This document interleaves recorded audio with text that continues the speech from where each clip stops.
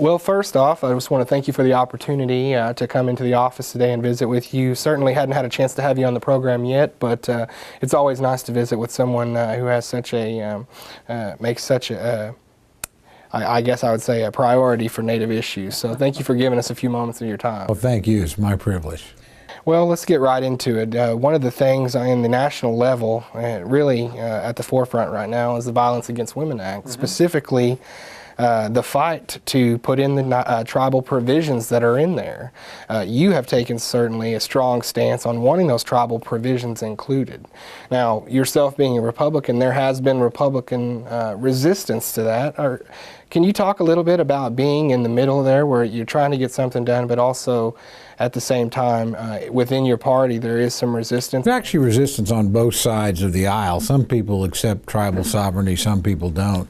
Last year when the tribal provision was added to the Senate bill, and I'm glad it was, I'm very supportive of that, but it was done honestly as part of a larger political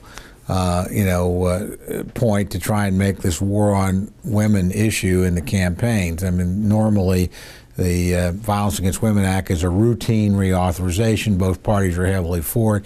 Democrats put three new things into it, some of them dealing with immigrants, some of it dealing with the gay, lesbian, transgender population, some of it dealing with tribes. And they did it late in the process without telling the Republicans and then sort of shoved it at them. And that's unfortunate because while they were doing the right thing, they were doing it in a way that didn't give the Republicans time for this stuff to move through committee. And so a lot of the objections you had were procedural and process-oriented. The Republicans then added a tribal provision to their bill, which I actually authored. It's a good provision. I like the Senate language, which acknowledges sovereignty better, but this was a good practical provision. And we were ready to go to conference. The Democrats never were. That is where you combine the two bills. They had also put funding in their bill, which is illegal. All funding measures have to start in the House, and they never tried to fix it. So I actually think the Democrats wanted to try and set up a campaign issue as opposed to get legislation. The good thing that came out of this, aside from the tribal provisions being front and center in the discussion, is it gave us a really good chance to start educating Republicans about a lot of this issue. The ones that represent Indian country are actually very much in favor of this, quite a few of them. The ones that don't are not necessarily opposed, they just don't know a lot about it. We made the majority leader, Eric Cantor, actually worked, and we negotiated with the National Congress of the American Indian, and our drafts kept getting closer and closer. How about this? How about this? We just literally ran out of time in December with the fiscal cliff votes and all the other action that was going on. But I think we're in a good place to start. The Senate will probably move essentially what it had last year. That's fine. I would like to move our bill and have a tribal component in it which is very acceptable to tribes. It's called the Isa-Cole bill. It basically takes some of the Democratic Senate language, some things that Mike Crapo, who's a Republican senator from Idaho, had that would, again, recognize tribal sovereignty, give a limited amount of jurisdiction in domestic violence cases to tribes to exercise against non-natives, and, get us moving that way. As a matter of fact, we've been told by the people that represent National Congress of the American Indian they would be happy with either our language or the Senate language. But if we can get both of them in, get it to conference, then we can get it done. So I'm going to try and get it into what's called the base bill, the bill that we actually vote on. If not, I also sit on the Rules Committee, which is the committee that decides what amendments can be made in order to any particular piece of legislation. Now, the Speaker controls that committee, so in the end it's up to him. But if I can't get it in the base text, I'm going to try and get an amendment that would take care of the tribal provision and give us a straight up or down vote on the House floor. I think we would win that vote. I think there are plenty of Republicans and Democrats that would support this. We'd win it. So if we can just get it onto the floor, I think we win. And it'd be a huge step forward. So it's absolutely the right thing to do. Again, I think the biggest problem I've had in dealing with it is one of ignorance, not antipathy. It's just like when you tell people that non-natives can go onto a reservation and commit crimes and that they can't be held. I mean, people are just astonished. What do you mean? They don't have law enforcement capability? I said, no, only against other Native Americans. So last session I used to say, so there's 535 members of Congress, 534 of us could go onto a reservation, commit a crime, and you wouldn't be held accountable. I would be. They could get me. I'm a tribal member, but none of you guys. And when you explain to them what happens is that the evidence is then forwarded to a U.S. attorney who may or may not be physically close, who always has got too many cases to handle, and this isn't taking. I mean, they're just astonished. So I said, just give tribes. I would actually go beyond what VAWA does over time, and I think tribes ought to have the right to police their own territory, the same way any municipality or any county government in the United States does.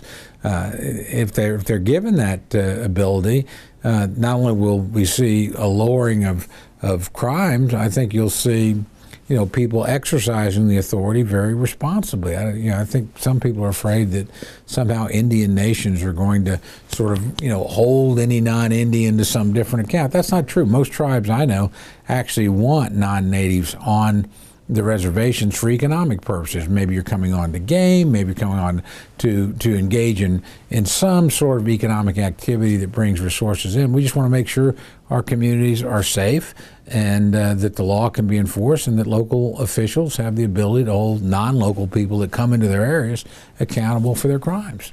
It becomes like you said, it really is at its core a sovereignty issue, and we've had sovereignty issues forever. But it looks like Sarah Deer, who's a William Mitchell College of Law professor and a native herself, she was recently quoted in an article that it would be as if if you go as a United States citizen to Mexico, commit a crime, you will be thrown in a Mexican jail or subject to their laws, things like that. So, is it?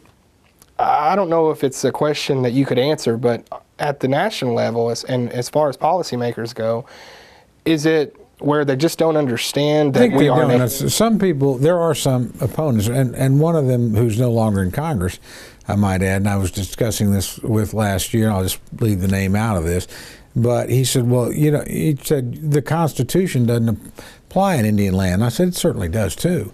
We're all American citizens. The land's held in trust. It's in the continental United States. This idea that somehow you would be deprived of your constitutional rights is ridiculous. Now, Chairman Ice and I have in our bill, if you're worried about that, then you can opt immediately for trial in the federal court. Most people don't want to do that because the penalties are higher. And number two, but what that would do for us is get rid of the idea that the prosecutor could choose whether or not to try you. We want to make sure these people that are apprehended while committing crimes are going to face trial, that it's not just some prosecutorial discretion. So anyway, I do think it's largely misunderstanding. I think, again, I've had several conversations with Majority Leader Cantor about this. He controls what goes onto the floor. He really wants to solve it. And I saw him move a long way. He'll tell you, as he told me, he said, Tom, I don't know a lot about this. I'm from Virginia. I'm a lawyer, but I don't have background in Indian law. The tribal presence, there is some, but we didn't even have any federally recognized tribes in Virginia until 2005. So it's a whole new area. And I think as people learn more about it, they become more comfortable. We're going to have a lot of co-sponsors on the legislation that the NCI likes. We're going to drop that as an individual bill just so people can get more familiar with it. We did that last year and picked up some of the most conservative members in Congress, 3 committee chairmen, people that actually have tribal presence. So I don't see this as a partisan issue at all. I actually think, and the debate has been a good one. It's been helpful. Let's just keep our fingers crossed. And look, I think there's a lot of credit here to go around to liberal Democrats and conservative Republicans. They both want to solve the problem. Let's get it solved. Let's have a vote and a discussion, debate. We'll win the debate and the vote. As we talked about a little bit ago, you've before you were anything, politician, whatever, you were a Chickasaw Indian. Absolutely. Second generation. Your mother Helen is first. Well, many more in politics. Yes, in politics, she was the. Well, we like to say we were in politics a long time before that. My great grandfather was treasurer of the Chickasaw Nation, and my great great grandfather was the clerk of the Chickasaw Supreme Court before there was a state of Oklahoma. So. We were just doing important Indian politics. And I say that to say that you have a vested interest in Native people. You are one, so you have that background. You know about it. You have a heart for it. But how do you get your colleagues in the state of Oklahoma that are against this? We live here in Oklahoma, 39 federally recognized tribes. We market it as a state. You're in Native America, and all this other stuff. License. Yeah, absolutely. So we do all that, but then we have, people in the state of Oklahoma that are elected that are against this provision, obviously. And for the same reasons we talked about. They're a little bit ignorant on tribal law and the fact that I even heard a representative from Wisconsin say that the Bill of Rights doesn't apply in tribal courts. Well, that's just false. That is just totally false. So how do you go to your colleagues in the state of Oklahoma that are opposed to this and say, look, guys, we need to, if you're going to be in these areas, you need to know a little bit more about the tribes. It depends on whether you're just opposed to the tribal provision or you're opposed to a Violence Against Women Act, which some people are. Okay. They see this as not a federal responsibility, a usurpation of federal authority that ought to be done. So if you don't think the whole thing is constitutional, then the tribal part doesn't matter. If it's the tribal thing, and this is where our tribes have helped us a lot, in the last 15 or 20 years, 25 years, there's been a rise of tribal economies and tribal presence in Oklahoma that is unlike any time since literally pre-statehood era. You just take my tribe. The Chickasaw budget in 1987 was $12 million. Last year was $1.2 billion. So it was literally 100 times greater in a 25-year period. We had in 1987 250 employees. We have over 13,000 today. Now, and that doesn't include the Cherokees and the Choctaws and the Comanches and Citizen Potawatomi. I can go down the list. I mean, these tribes are now, we just recently had a study, $10.8 billion impact to the economy, state of Oklahoma, the third or fourth largest employer of Oklahomans. And we now have about 20 tribal members in the Oklahoma legislature, both parties. Actually, I think a slight majority Republican. The founder of the Native American Caucus is my fellow Chickasaw, Lisa Billy. Obviously, we have a Chickasaw getting ready to be the Speaker of the House of Representatives, and T.W. Shannon. So as people see these kind of figures and this kind of economic impact, they begin to give it another look. So I just, carry the message. I'm a pretty conservative Republican. My argument to everybody is, look, if you took an oath of allegiance to the Constitution of the United States, you swore to defend Indian sovereignty, whether you know it or not, because it's in there. And if you know much about it's federal government that says treaties are the supreme law of the land. That's in the Constitution. And government-to-government agreements and those type things. We have a long history here now. It's a mixed history. There's a lot of violations of tribal sovereignty. There's clearly treaties haven't been honored and things of that nature. But over time, you can usually move people in your direction, and we've had a lot of success. And strangely enough, Republicans have been the leaders on funding for tribes. People forget it was Richard Nixon that restored the whole idea of self-governance. He did that in the Indian Government Recognition Act, 1975. That was his legislation that he'd started. And we've actually proposed more money, House Republicans, for Indian health care and the BIA, Indian housing, than the Obama administration has proposed. And the Obama administration has a good record on Indian affairs. So these things don't have to be partisan. They shouldn't be partisan. They're about honoring agreements. and also from an Oklahoma standpoint, it's about using a unique asset that we have that most other states don't. So, you know, when you make the case and they see the kind of people that, again, tribes are producing, the kind of quality and tribal leadership that we have, and the elected officials that are tribal members, it's pretty compelling evidence that maybe tribal sovereignty is a very, very good thing, and not something we need to be concerned or worried about, but something we need to foster and strengthen. Another thing I want to talk to you about is when you're trying to get things done on the level that you are, it really does become a thing that goes back on the citizenry and Indian people empowering themselves and really coming into their own, like you said, with the Chickasaw Nation's budget growing, the same for the Cherokee Nation, Creek Nation, all of these tribes becoming more of a player, if you will, in the state of Oklahoma.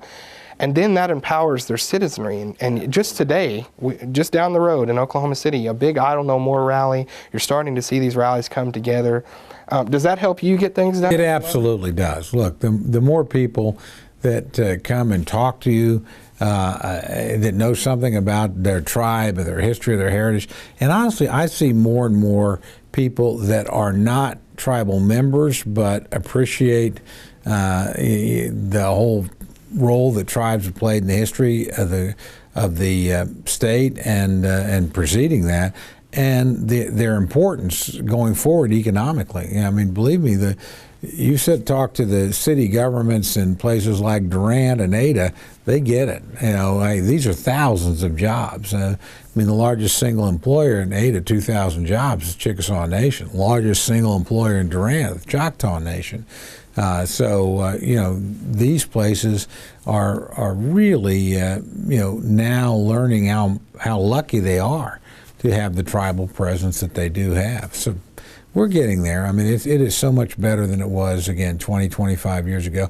And again, while I disagree with the Obama administration as a conservative Republican on many issues, I have to say on tribal issues, they've been very good.